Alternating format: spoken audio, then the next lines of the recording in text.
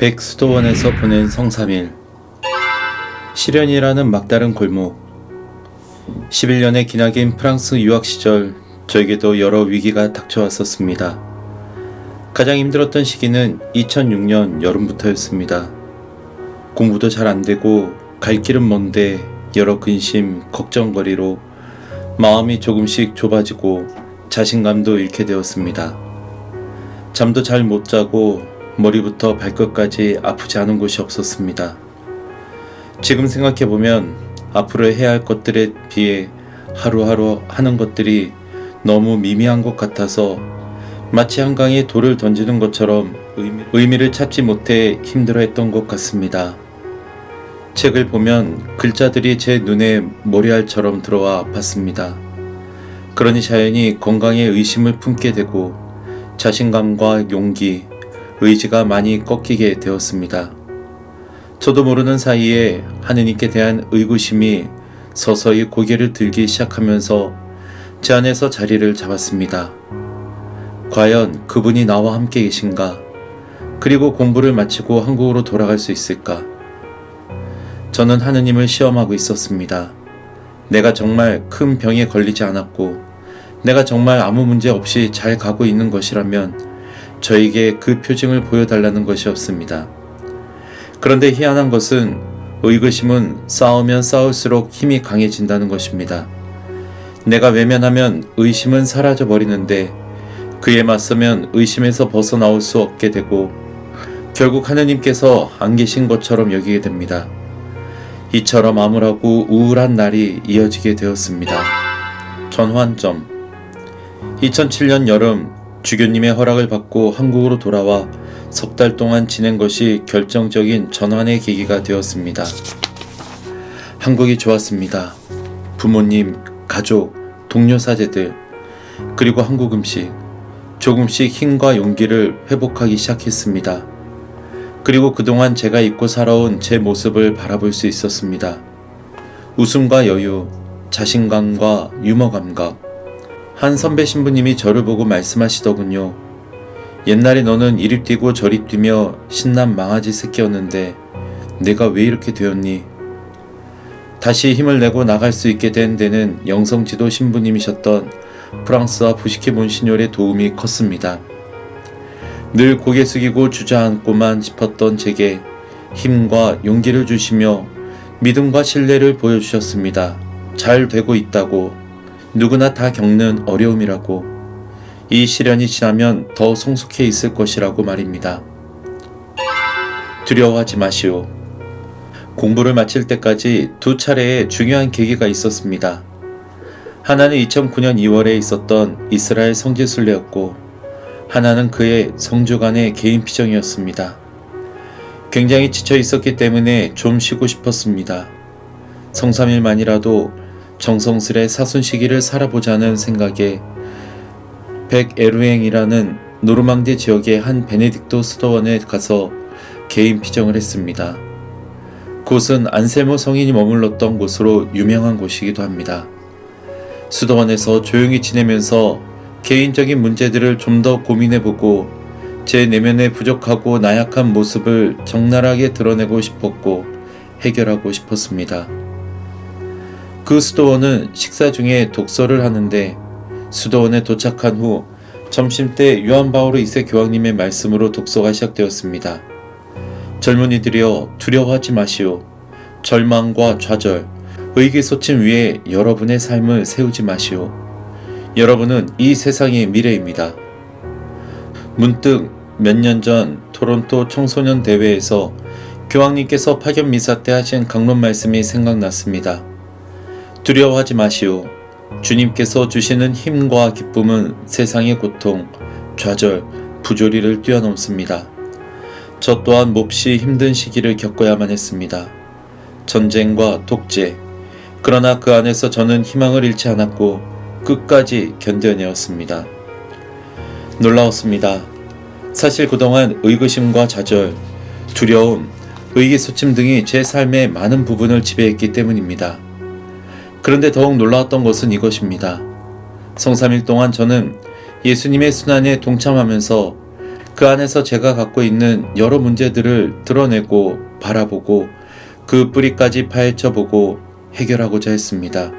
그런데 제가 성삼일 전례를 통해 맞닥뜨린 것은 저의 그러한 나약함 이전에 오히려 그보다 더욱 강한 주님의 사랑이었던 것입니다. 성삼일에 만난 사랑. 수도원장 아빠스께서 성목요일 만찬 미사를 주례하시면서 그날 전례는 3가지 특징적 요소가 있다고 하셨습니다. 성유축성, 팔십김 예식, 그리고 성찬의 전례였습니다. 이 3가지 모두가 우리에게 주는 상징적인 메시지는 치유를 위해, 우리의 삶을 위해 당신 스스로를 내어주신 주님의 지극한 사랑이라는 것입니다. 그 말씀을 통해 저는 저의 인간적인 적나라한 모습을 찾을 것이 아니라 그 모두를 인정하고 받아들이고 치유해 주시는 주님의 지극한 사랑을 깨달아야 함을 알았습니다. 그 사랑 앞에서 그동안 저는 사랑에 너무나 제 마음을 달고 살아왔음을 알게 되었습니다. 그 사랑의 표징이 바로 내 앞에, 전례 안에, 내 삶 안에 있어서 눈을 뜨기만 하면 볼 수 있었는데 말입니다. 성삼일 동안 제가 실제로 체험한 것이 바로 그것입니다. 성목요일 만찬 미사 때 제대 위에 놓인 성유들을 보면서 그분의 사랑은 치유하고 거룩하게 하며 새로 태어나게 하는 사랑임을 깨달았습니다. 제자들의 발을 씻는 모습에서 그분의 극진한 사랑은 자신을 낮추고 가장 미천한 자의 모습으로 벗에게 봉사하고 시중드는 모습을 통해 온전히 드러남을 깨달았습니다. 최후의 만찬 미사 때 봉헌되는 빵과 포도주 앞에서 그분의 사랑은 벗을 위해 벗을 살리고 벗에게 생명을 주기 위해 당신의 살과 피를 양식으로 먹이로 내어주시는 사랑임을 알았습니다. 십자가의 길과 순환 예절에 참여하며 주님의 순환과 죽음 앞에서 저는 그분의 사랑이 어떠한 남김도 없이 어떠한 보답도 바라지 않는 그야말로 전부를 내어주시는, 그래서 자신의 생명까지도 내어주고 고통과 죽음도 달게 받는 극진하고 심오한 사랑임을 알았습니다. 부활 성야와 부활 대축일 미사를 봉헌하면서 모든 것을 내어주셨기에, 그리고 고통과 죽음까지도 감싸하는 극진한 사랑이었기에 죽음까지도 뚫고 일어서는 엄청난 사랑의 힘을 만날 수 있었습니다. 그리고 그러한 사랑만이 인간을 살리고 구원하는 길임도 깨달았습니다. 인간을 올가매는 죄와 고통, 증오, 시기, 두려움, 그리고 죽음까지도 온전히 모든 것을 내어주시는 사랑 앞에서 힘을 잃고 사라져 버리기 때문입니다. 그 사랑은 사람을 새롭게 태어나게 하는, 그래서 겁에 질리고 절망에 빠진 제자들이 문을 박차고 나와 그분의 삶을 증언하게 할 정도로 강한 것이었습니다. 안식일 다음 날, 즉 천지창조의 첫날 눈앞에 나타난 이 사랑은 결국 세상 모든 만물을 다시 창조해내는 사랑이었습니다. 왜냐하면 그 사랑으로 들어가서 그 안에서 다시 태어난 사람에게는 모든 것이 주님께서 주신 선물이요 은총으로 다가오기 때문입니다. 이제는 이웃이 적이나 경쟁 상대 혹은 미움의 대상이 아니라 사랑으로 내게 주어진, 그래서 사랑해야 할 벗이 되기 때문입니다. 주님께서는 제게 제 문제들을 해결하고 오라고 하지 않습니다. 다만 당신의 사랑을 깨닫고 그 사랑을 받고 그 사랑 안으로 들어오라고 초대하셨습니다. 저는 그 사랑을 나누고 싶었고 그 사랑을 증언하고 싶었습니다. 바로 이 사랑만이 원조들이 겪고 범했던, 그래서 우리 각자가 끊임없이 겪는 유혹과 남을 지배하고 내 것으로 하려는 데서 오는 죄로부터 해방시켜 줄 것이기 때문입니다. 이제 알게 되었습니다. 어떻게 해서 십자가와 부활을 통해 드러난 하느님의 사랑만이 태초부터 인간이 몸담고 살게 되는 근본적인 죄의 상황으로부터 인간을 구원할 수 있는지 말입니다. 긍정의 힘. 어둠과 싸우지 마십시오. 폭력과 두려움, 증오와 미움, 시기와 질투와 다투지 마십시오. 싸우면 싸울수록 더욱 힘을 불어넣는 것이며 언젠가는 지쳐서 쓰러지게 되어 있습니다. 오히려 그대로 내버려 두십시오. 우리가 마음으로 매어 있지 않으면 어느 순간 그 모두는 힘을 잃고 사라질 것들입니다. 하느님께서 마련하신 거룩한 잔치 안으로 들어가려 노력하십시오. 거기에는 그분께서 친히 마련하고 거저주시는 빵과 포도주가 있으며 우리를 위해 마련하신 당신 아드님의 희생 제사가 있습니다. 그분께서 바로 나를 위해, 바로 여러분 각자를 위해 고통을 당하시고 돌아가신 것입니다. 바오로 사도는 갈라티아서에서 말씀하십니다. 나는 그리스도와 함께 십자가에 못 박혔습니다. 이제는 내가 사는 것이 아니라 그리스도께서 내 안에 사시는 것입니다. 내가 지금 육신 안에 사는 것은 나를 사랑하시고 나를 위하여 당신 자신을 바치신 하느님의 아드님에 대한 믿음으로 사는 것입니다. 그분의 이 사랑은 내 삶을 통해, 여러분의 삶을 통해, 서로를 내어주는 사랑을 통해 다른 이들에게 전해질 것입니다.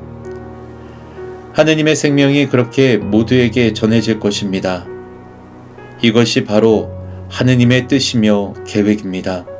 사순 제4주일 복음에서 태어나면서 눈먼 사람을 보며 제자들이 예수님께 묻습니다. 스승님, 누가 죄를 지었기에 저희가 눈먼 사람으로 태어났습니까? 저 사람입니까? 그의 부모입니까? 예수님께서 대답하셨습니다. 저 사람이 죄를 지은 것도 아니고 그 부모가 죄를 지은 것도 아니다. 하느님의 일이 저 사람에게서 드러나려고 그리 된 것이다. 수수께끼 같은 이 말씀을 우리에게 적용시켜 볼 수 있습니다. 우리 각자에게 되물어 봅시다. 우리가 이리 살아가게 된 것은 우리의 죄입니까? 아니면 우리 부모님의 죄입니까? 예수님께서 대답하실 것입니다. 우리 안에서도 하느님의 일이 드러나기 위함이라고 말입니다. 이번 사순식이 특히 성삼일 동안 우리 안에서 드러나게 될 그분의 엄청난 일을 깨달을 은총의 시간들이 주어집니다. 이번만큼은 하느님의 사랑을 좀 더 가까이 깊이 깨닫기 위해 전례에 잘 참여하였으면 합니다.